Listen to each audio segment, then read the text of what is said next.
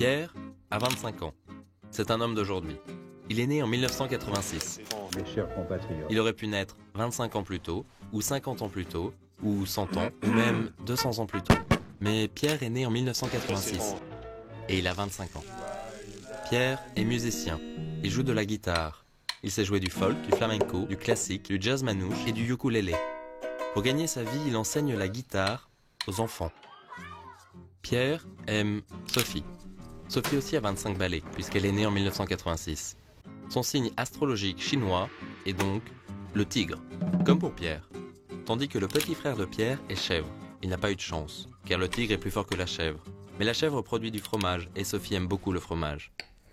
Quand Sophie était petite, elle n'aimait pas le fromage. Elle rêvait de devenir secrétaire, médecin pour animaux, dompteuse ou patineuse.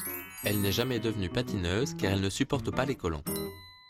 Pierre et Sophie sont heureux, tous les deux. Mais depuis 3 mois, Hugo, un ami du frère de Pierre, habite chez eux. Juste le temps de se retourner. Comme chaque soir, Hugo, Pierre et Sophie dînent ensemble. Hugo a préparé sa spécialité, il a fait des pâtes au pesto. Pierre a mis la table, Sophie finissait de travailler. Comme chaque soir, l'ambiance fut chaleureuse et conviviale. On parla de politique, on parla du climat, de la fille qu'Hugo a rencontrée au square des Batignolles, et puis, on ne sait pas très bien comment on en est arrivé au nucléaire. Pierre était pour, Sophie était contre, Hugo n'avait pas d'opinion. Il se rappelait seulement que la radioactivité peut être naturelle, que l'artichaut produit 100 becquerels, l'homme adulte environ 10 000 becquerels, et il ne se rappelle pas pour le tigre. Mais quand Sophie s'est mise à débarrasser et qu'elle a jeté cette peau de banane, Hugo a eu une vision. La vraie question finalement, c'est la gestion des déchets radioactifs. Sophie s'est arrêtée, Pierre a acquiescé. Sophie se souvenait avoir lu quelque part qu'en France, on produit 2 kilos de déchets radioactifs par an et par habitant.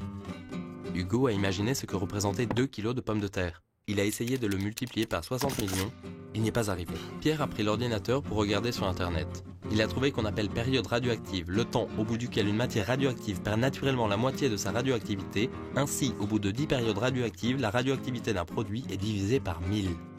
Sophie a grondé Pierre. Elle lui a dit que de toute façon c'était un artiste, et comme tous les artistes, on ne comprenait rien à ce qu'il disait. Hugo en a profité pour prendre l'ordinateur. Il a vu que 90% des déchets radioactifs français ont déjà un centre de stockage. Sophie a lu que le stockage profond des déchets est conçu pour être réversible pendant 100 ans afin de laisser aux prochaines générations le choix du devenir de ce stockage.